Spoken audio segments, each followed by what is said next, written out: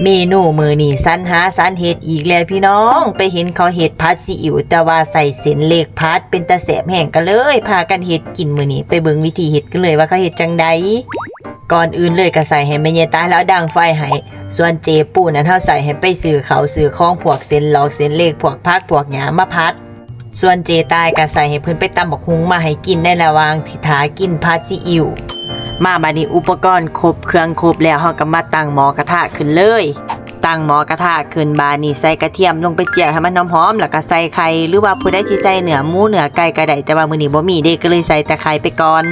ไข่สุกดีแล้วก็ใส่เส้นเล็กลงไปเลยใส่ลงไปซ้ำได้ก็ได้คันเฮากะว่าสิกินเบิดนั่นนะใส่ลงไปโหลด3สินมันสิสุกก็เติมน้ำลงไปในเด้อเดี๋ยวสินมันสิไหม้ก่อน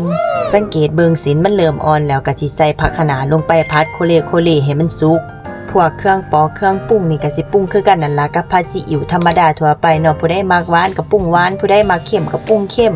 ใส่ซอสใส่เสิร์ฟลงไปให้มันเป็นสีเป็นสันมันจังสิน่ากินได้ผัดซีอิ๊วนี่ก็ได้คันสิให้ขาวแข็งแลนนะมันก็สิบ่เป็นตากินแล้วเนาะผัดซีอิ๊วมันก็ต้องเป็นสีเป็นสันแน่ปรุงแล้วก็โคเลทุกอย่างให้มันเข้ากันซิมเบิงรสชาตินัวถึงใจแล้วก็ใส่ถั่วงอกลงไปตบท้ายคันสิใส่ไปตั้งแต่ผัดขนาดมันกระสิเละเกินไปนะก็เลยเอาไว้ตบถ่ายดีกว่ากินแบบกรอบๆมันจังสิแซ่บพัด3สิแล้วอากาศก็ร้อนแท้ร้อนว่าเบิ่งแน่เสือกับเปียกเหงื่อแตกซ่าออกบ่แซ่บก็จักสิว่าจังได๋ล่ะ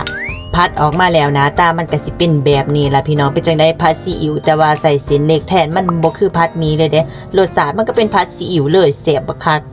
อากาศก็ร้อนแท้ร้อนว่าตำบักหุ่งกับเผ็ดสิบัดนึงมานี่ผัดซีอิ๊วก็ปรุงลงมาเดี๋ยวนี้อย่าสิบอกว่าร้อนคูณ3คูณ4ไปเลยกินข้าวแล้วก็ต้องกินหวานของหวานมื้อนี้ยายตายเพิ่นเฮ็ดบักม่วงแผ่นน้ำมันแห้งแล้วพอดีเพิ่นก็เอามาให้ซิมรสชาติก็สิออกหวานๆเปรี้ยวๆแต่ก็บ่เปรี้ยวปานใดดอกเบิ่งสิหน้าคนกินก็หู